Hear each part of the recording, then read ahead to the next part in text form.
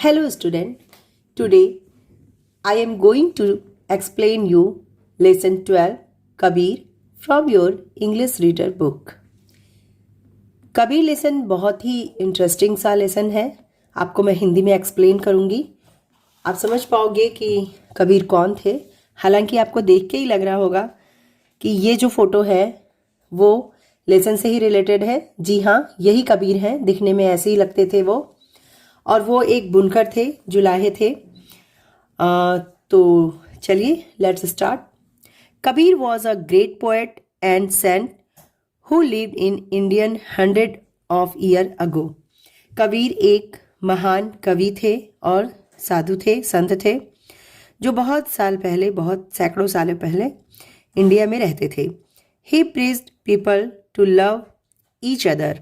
उन्होंने लोगों को सिखाया प्यार करना, आपस में प्यार करना. He went from place to place singing song in praise of God. मतलब वह एक जगह से दूसरी जगह जाते थे गाते हुए, मतलब ईश्वरी गुणगान गाते हुए जाते थे. Years passed by and Kabir grew older. यानी कि समय बीतता गया, वर्ष पार होते गए और कबीर जो थे वो बूढ़े होते गए. By then he had 1000 of followers.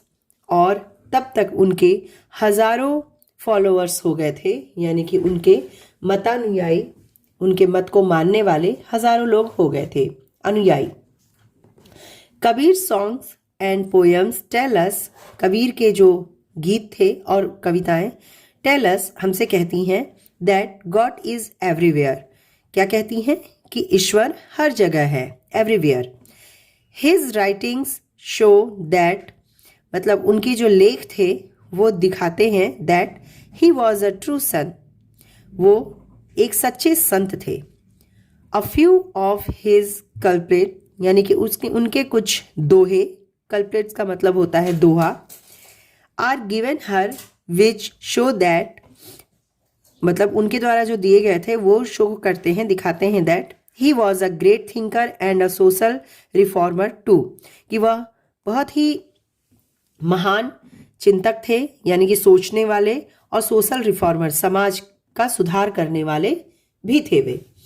तो ये दोहे भी आपके सामने अभी मैं रखूंगी, जिससे पता चलेगा कि ये वास्तव में इनके जो दोहे थे वो समाज के सुधार के लिए ही थे. ऐसी बानी बोलिए मन का आपा खोए, औरन को शीतल करे आपहु शीतल होए.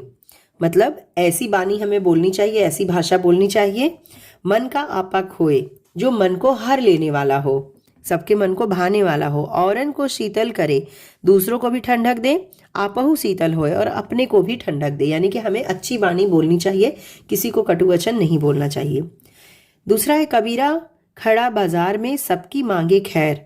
यानी कबीर बोलते हैं कि खड़े होके बाजार में सबकी खैर बनाओ, सबका भला मांगो, ना काहू से दोस्ती ना काहू से बैर. यानी किसी से बहुत ज्यादा दोस्ती भी नहीं करो और ना ही बैर करो. तो इस तरह के जो दोहे थे इनके जो ये कल्प्रेट्स थे, ये हमें समाज सुधार की ओर ले जाते हैं या फिर समाज सुधार की बातें बताते हैं. ओके, चलिए आगे चलते हैं.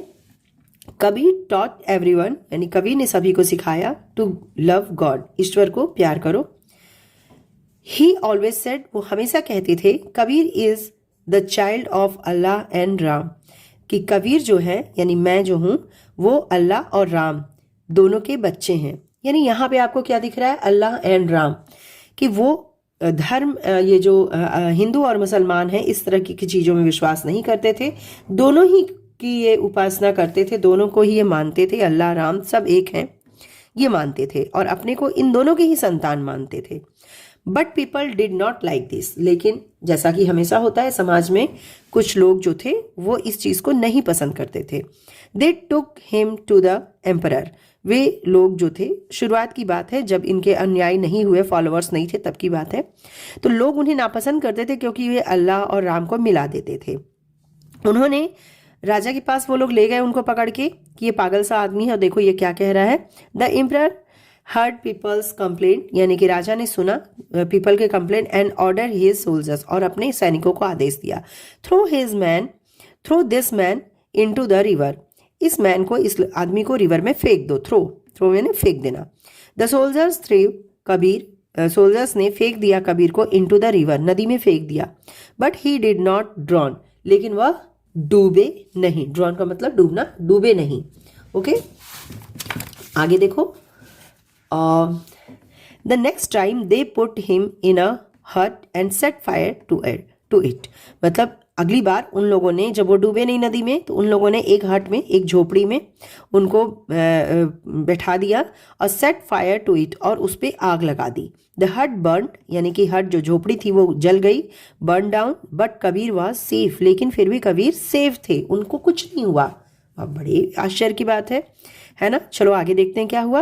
Finally they through him in front of a mad elephant. Mad elephant, पागल हाथी, आप लोगों ने कभी वीडियो वगैरह में देखा होगा, जब हाथी पागल हो जाते हैं तो सभी चीज़ को तोड़ फोड़ कर देते हैं, आदमियों को कुचल देते हैं।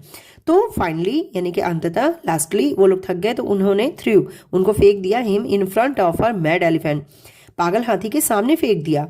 इंस्टीड ऑफ किलिंग कबीर, लेकिन वो हाथी जो है कबीर को मारने की जगह, इंस्टीड ऑफ का मतलब इसके अलावा या इसकी जगह, कि कबीर को मारने की जगह, the elephant ran away, elephant भागा, विदाउट हार्मिंग हिम, बिना कोई नुकसान पहुंचाए उन्हें, यानी हाथी भी उनको देख करके भाग गया, उनको हार्म नहीं पहुंचाया, नुकसान नहीं पहुंचाया।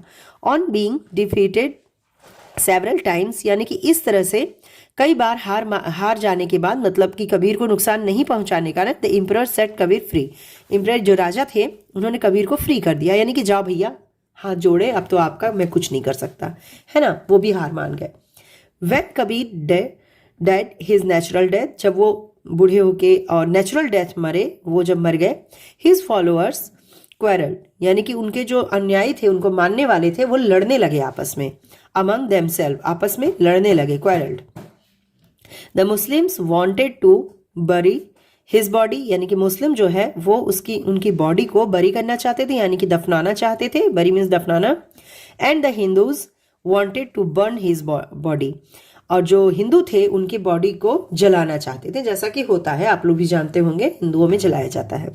सडनली, अचानक, the Hindus and the Muslims heard a voice from the sky, और अचानक वो जब लड़ रहे थे तो स्काई से, आसमान से एक आवाज उन्होंने सुनी। इट वॉज कबीर्स वॉइस, और ये कबीर की आवाज थी। Take the seat of my body, यानी कि ये जो चादर है मेरी बॉडी से वो हटाओ।